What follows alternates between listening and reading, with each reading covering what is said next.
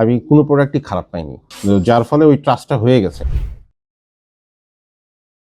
আমরা এখানে যে ফিডটা ইউজ করছি এটা কিন্তু সম্পূর্ণ অ্যানিমেল প্রোটিন সোর্স অ্যাভয়েড করে। আমাদের নিজস্ব ফর্মুলেটেড ফিড, এইখানে আমরা ভেজিটেরিয়ান ডায়েটটা এমফেসাইজ করি প্রোটিন সোর্স হিসাবে, এবং এখানে আমি এনশিওর করছি এখানে কোনো ধরনের ট্যানারি ওয়েস্টেজ আমরা ব্যবহার করি না। এখানে আমাদের কোনো রকম গ্রোথ হরমোন ইউজ করা হয় না, কোনো রকম ক্ষতিকর কোনো মেডিসিন, কোনো রকম টনিক, এগুলা আমরা এই ফিডে কখনোই ইউজ করি না। আমরা আসলে সবসময় কিন্তু prevention is better than cure, এই লাইনটার উপরে আমরা এমফাসাইজ করি।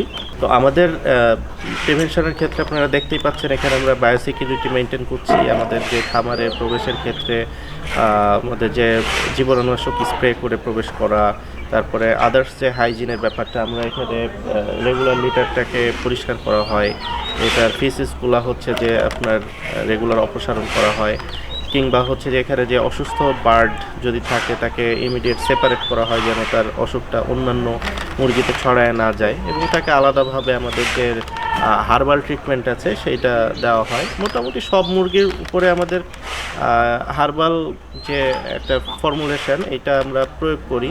আমরা আপনাকে আমাদের ওয়াফেন এবং সায়েন্স ল্যাবে একাধিকবার আমাদের ল্যাব টেস্ট করা আছে, একাধিক অ্যান্টিবায়োটিক আমরা রেগুলার টেস্ট করছি, যেগুলো গতানুগতিক আপনার ব্রয়লার মুরগিতে আমরা দেখে থাকি আর কি।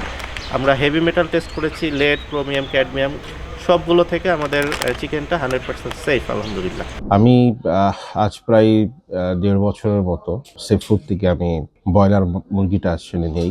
সেফ ব্রয়লার যেটা, সেটা বাজারের অ্যাজ ইউজুয়াল মুরগির মাংস, স্পেশালি ব্রয়লারটা খেতে যেরকম লাগে, এটা ওই রকম কোনো বাজে স্মেল নাই, এবং আমার বাচ্চারা খুবই পছন্দ করে।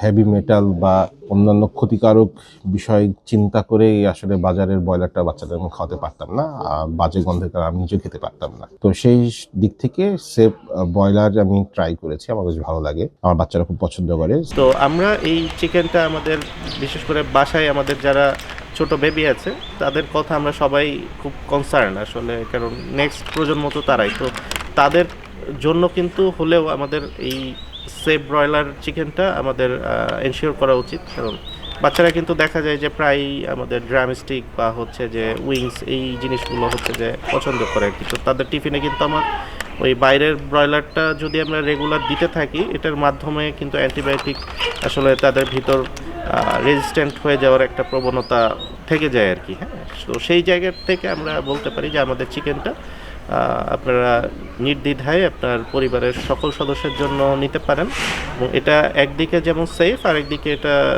বাজারের চিকেনের চাইতেও সুস্বাদু। বিকজ এটার যে হার্বাল আমরা ইউজ করি, এটার ফলে এটার যে টেক্সচার এবং জুসিনেস এইটাও অনেকটা ডেভেলপ হয় আলহামদুলিল্লাহ।